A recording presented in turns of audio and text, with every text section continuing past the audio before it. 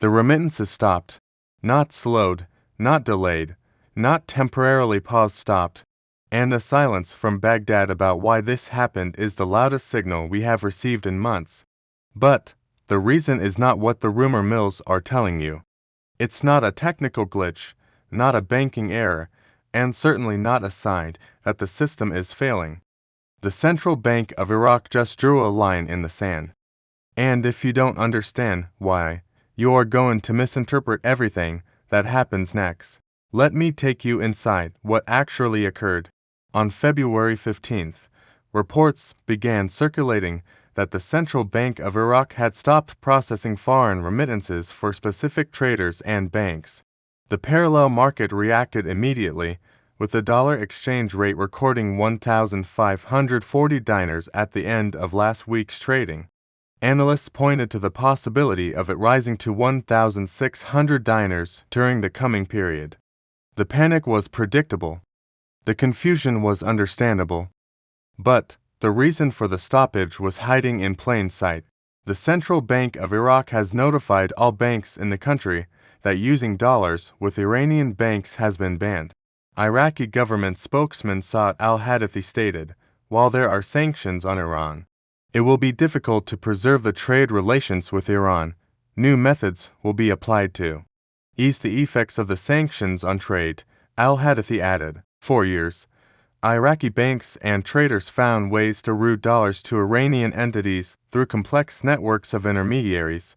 The U.S. Treasury designated many of these networks sanctioned Iraqi banks involved, and warned that access to the U.S. financial system required compliance, but enforcement was inconsistent.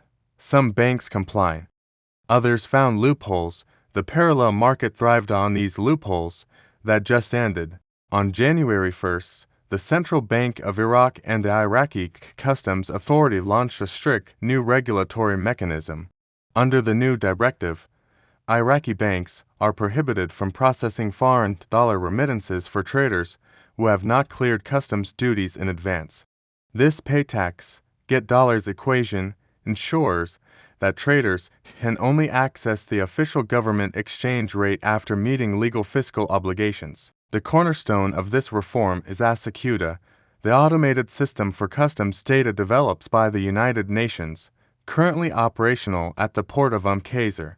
The system replaces paper-based transactions with digital codes, automatically calculates customs duties, centralizes trade data, codifies regulations, and minimizes human intervention to reduce systemic corruption and bureaucracy. A critical flashpoint concerns the Kurdistan regional government.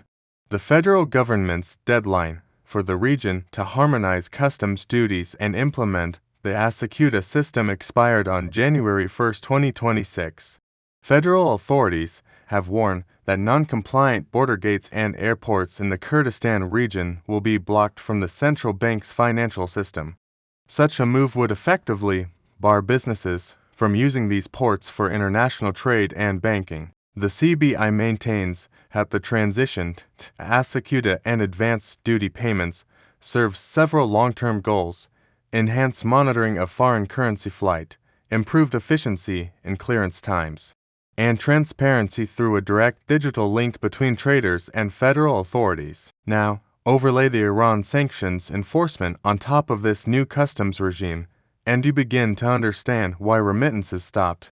The CBI is no longer processing transactions that cannot be verified through the ASYCUDA system. If a remittance request lacks proper customs documentation, if the goods cannot be tracked, if the destination raises red flags, the transfer is blocked.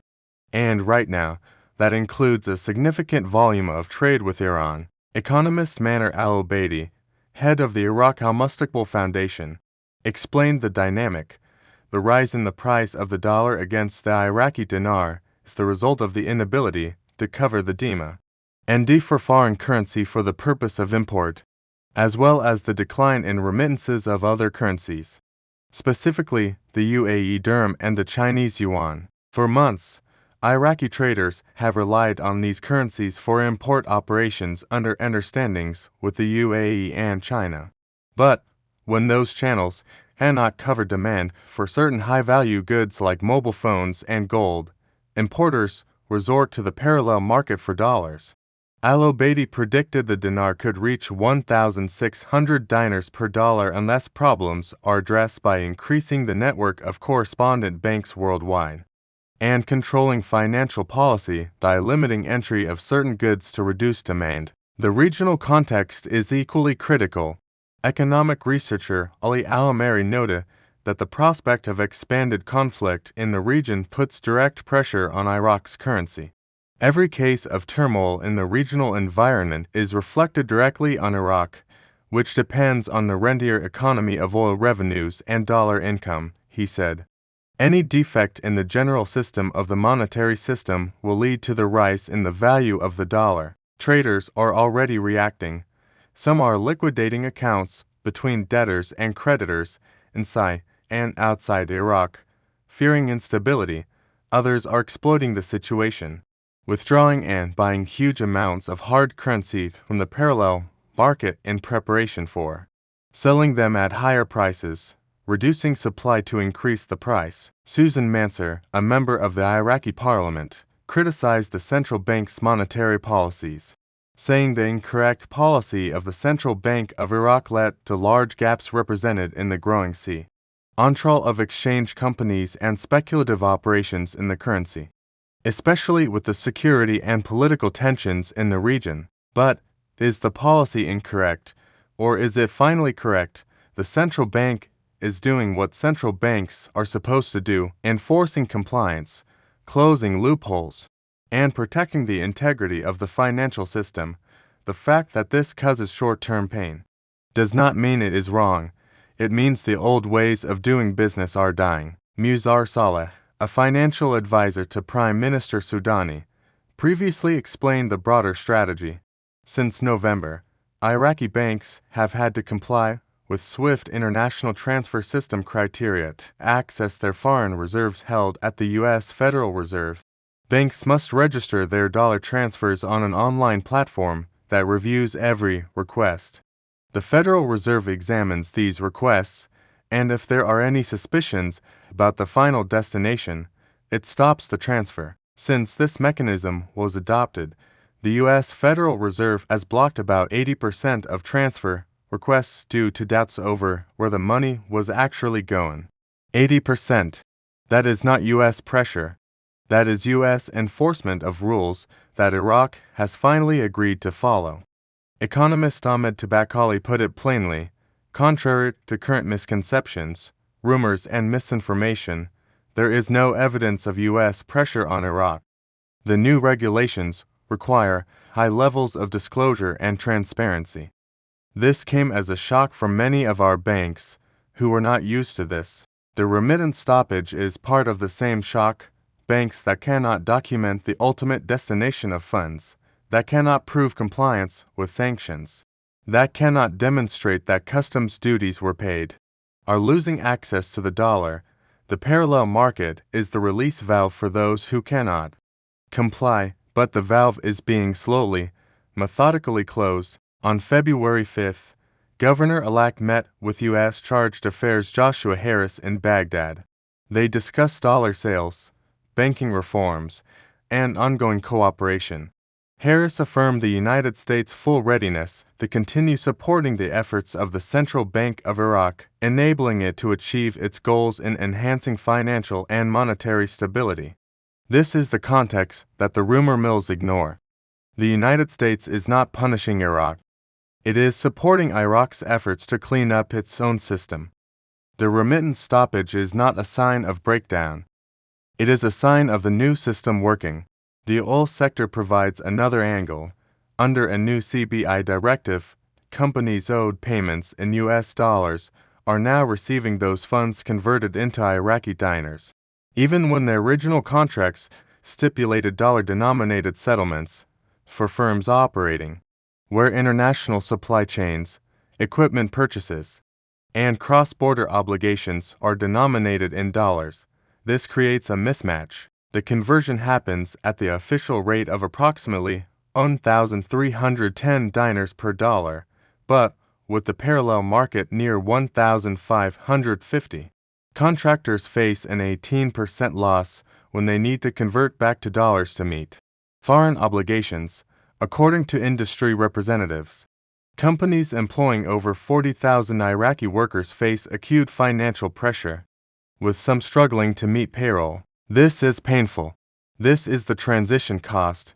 But the central bank's objective is clear: channel more transactions through the official banking system, settle obligations in dinars, tighten control over foreign exchange flows, and strengthen confidence in the national currency. Economists have pointed out that affected companies may have grounds to challenge the arrangement in court.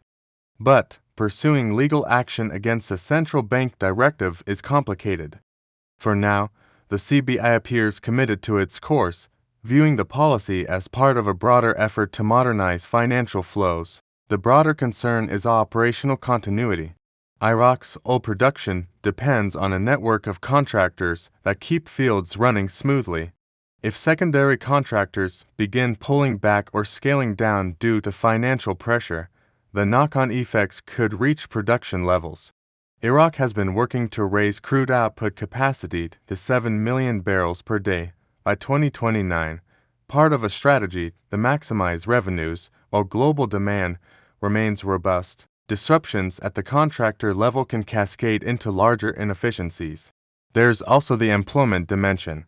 Tens of thousands of Iraqis work for these secondary contractors, and job losses in the oil sector have historically triggered social and political pressures. This is the balancing act Iraq faces. Stabilize the currency, enforce compliance, close loopholes, but do not destabilize the industries that generate the revenues needed to sustain those goals. The remittance stoppage is one tool in that balancing act.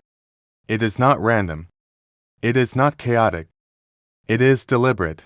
The parallel market, which has traded as high as 1,540 dinars per dollar in recent days, is reacting to the same forces. Analyst Hussein al-Rabai suggests the market will correct if Iraq sticks to its reform plan. Most of the economic decisions and financial reforms adopted by the government contributed to reviving the local economy and opening new prospects for investment, he said. Ali Abdul Amir, another analyst, pointed to the central bank's mechanisms to control the exchange rate. The stability of foreign currency reserves and gold is the biggest supporter of the Iraqi dinar to maintain its exchange rates. On February 15th, the central bank issued a directive reminding banks that laws do not recognize discrimination between different editions of the US dollar. This eliminates a common excuse used by parallel market operators to justify lower rates for old bills. The remittance stoppage is not a bug, it is a feature. It is the sound of a system that is finally enforcing its own rules. It is the sound of compliance replacing complicity. It is the sound of the old Iraq dying and the new Iraq being born. The central bank just stopped remittances because it can finally afford to. The reserves are strong at over $100 billion. The gold reserves exceed 76 tons. The political will is holding despite protests. The ASYCUDA system is unifying customs across the country. The digital payment platforms are launching. The international partnerships are deepening. The remittance stoppage is the evidence that the system is finally in control. The question is whether you are watching the right signals to understand why.